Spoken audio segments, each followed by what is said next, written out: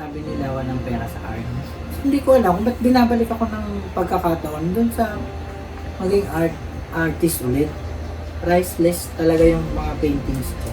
Kasi ginawa ko siya ng buong puso ko. Ando din may mga kabiguan na nagiging lakas mo naman yun para bumalik ka dun sa kinagawin.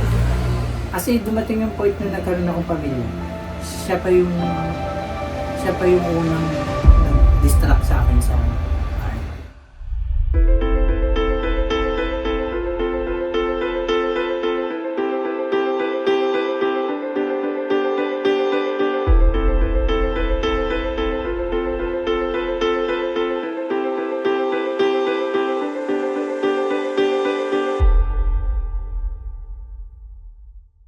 Paano po ba kayo nagsimula po sa sa sining po? Paano po kayo nagka-interest? Anong edad po ninyo nagsimula?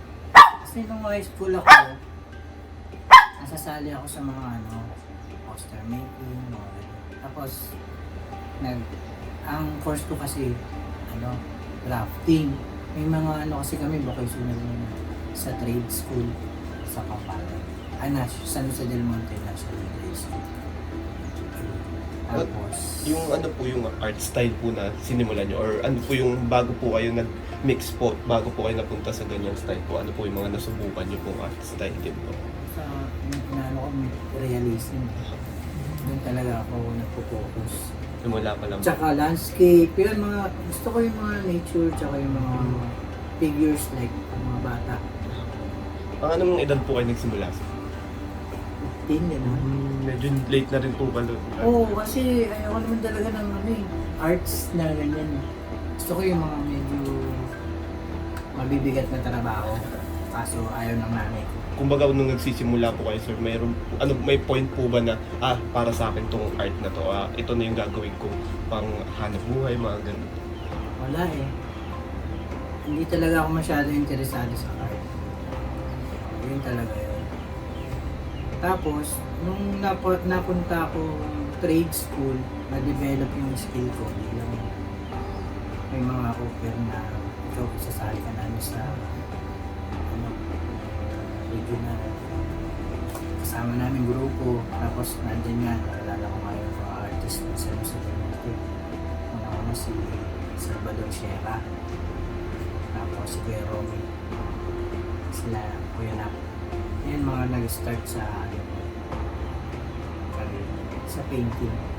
Itong mga arts po natin sa likod sir, saan po dyan yung parang gusto nyo po? Favorite ko ito. Napunta kasi ito sa Tarlac. Muntik na rin siya. Na-line up siya sa auction. Tsaka ito yung meaningful ito sa akin talaga. Buhat nung nag-pandemic. Gumawa ko, ang title nito Online Class. Ngayon napakalalim din para sa akin. Meaning. At saka hindi ako masyado doon sa may mga text na painting, tas merong hinahayaan ko yung puso natin mismo at saka yung isip natin ano ba itong gusto natin. Kasi yung iba merong mga text bawa maligaya ang dapat maging ganito yun. Ina-avoid ko yun. Parang gusto ko sa manonood o yung mga viewer, mga collector. Gusto ko. Kasi kayo mismo yung mag-isip. Ano ba to? Diba? Yung meaning po. Yung meaning ko. Ano bang gusto niyo sabihin dito sa painting nito? Bakit ito? Tapos, yun. Marami pa eh. Kung kayo tatanungin ko, hindi siya simple din. Parang hindi ng maganda pang unawa. Ikaw, pag tinignan mo yung isang painting, mas makikita mo, mas gusto mo siyang inuunawa kaysa yung nakita mo na agad siya, di Apo. ba, na parang, ganito na. Yun na po yung meaning ka. Okay. Mas maganda kung Oo, i-internalize. gusto ko kasi yun ang pinag-iisipan. Yung ito naman po, yung manok, medyo intriguing po eh. Ba't po manok? Ba't tandang po sir? Ayan, ano yan? Kasi na-invite ako sa Pugad ni Art sa Baguio. Sabi niya, nasabi nung Pangulo namin, sama daw ako. Sige. exhibit sa Baguio, gawa daw ako na. Kaya parang ano yun, panahon niya ng election, mag-i-election. Eh ngayon, ang title niyan, Ang Manok ni Boss Gary. O ngayon, kayo, kung titingnan ninyo, bakit ang manok ni Boss Gary? Sino po ba si Boss Gary? Isang ano lang yun, itago na natin sa pangalang Boss Gary. Pero kung titingnan nyo, tapos election period, siyempre hindi naman pwedeng mag-voice out kung sino yung ano. Andyan lang nga, makikita niya sa kulay, tapos sa Sa yun leg talaga. band po. Sa leg band.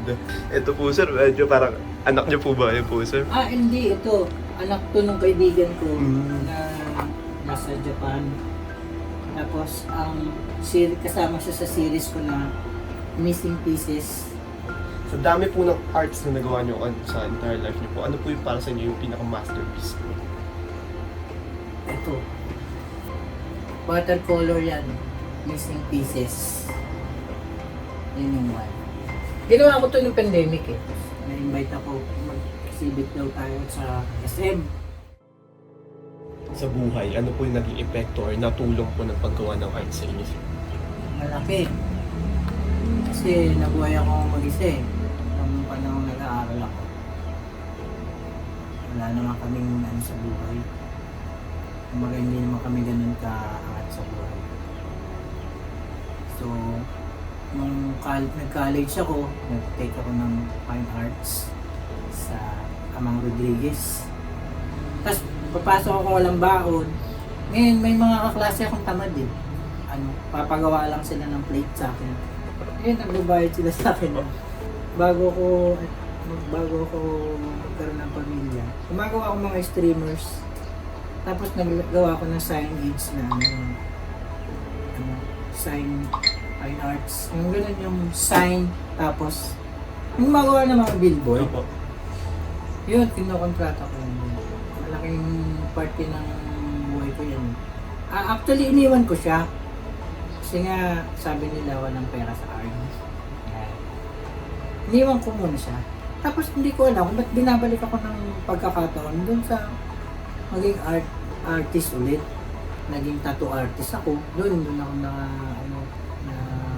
survive. Tapos yan.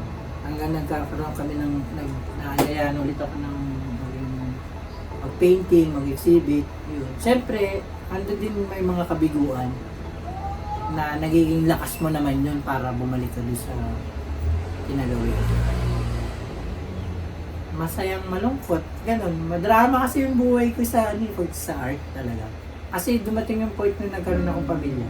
Siya pa yung unang nag-distract sa akin sa art. Parang pinigil niya ako sa art. Ako magulo ako sa pag nag-painting ako sa bahay. Yung pangasawa ko nun. Sa mga nakakilala sa akin. Talagang napakalinis nun sa bahay. Ayaw yung contrast nun. Pero kung tutusin, doon naman kami kumukuha na kabuhayan. Sir, bilang isang tanyag na local artist po dito sa Bulacan, masasabi niyo po ba na perso din ng mga kabataan yung nararamdaman nila pagdating po sa arts? Oo, no. Hindi naman ako masyadong tanyag dito sa Bulacan. Pero na-advise ko, na-encourage ko lahat ng mga may talent sa art. Follow your dreams. Tapos, mahalin niyo yung art. Kasi, maraming mga bagay na nagagawa ang art sa tao. Hindi kamukha ng mga gadgets. Yan. Marami talagang mga itutulong. Mind, spiritual, financial, andyan sa art na. Dito po sa gawa niyo, sir, may nabenta po ba kayo yung pinakamahal? Pwede bang masabi, sir, kung magkano? Wala akong pinakamahal eh. Hindi ko masabing mahal eh. Hindi ko rin masabing mura. Priceless talaga yung mga paintings ko. Kasi ginawa ko siya ng buong puso ko.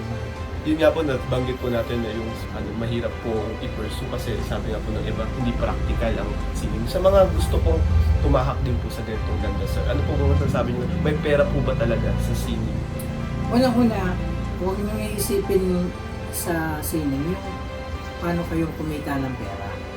Kasi ang iniisip kasi nila lagi. Yung art kasi pag pagka inisip mo na pagkabuhayan mo, hindi, para sa akin, hindi na art yun. Ano na yun? Work mo na yun. Huwag ganun. Kumbaga, i-enjoy nyo lang. Kung ano yung may skill kayo na may talent kayo sa pagpipinta, enjoy nyo lang yun. Kasi yung gawa nyo mismo, ang magbibigay sa inyo ng kumbaga, magpapakilala sa inyo para tahakin mo yung ganyang buhay. Iniisip nila walang lagi pera kasi hindi. Kaya kung mabentahan ka o hindi, okay lang yun.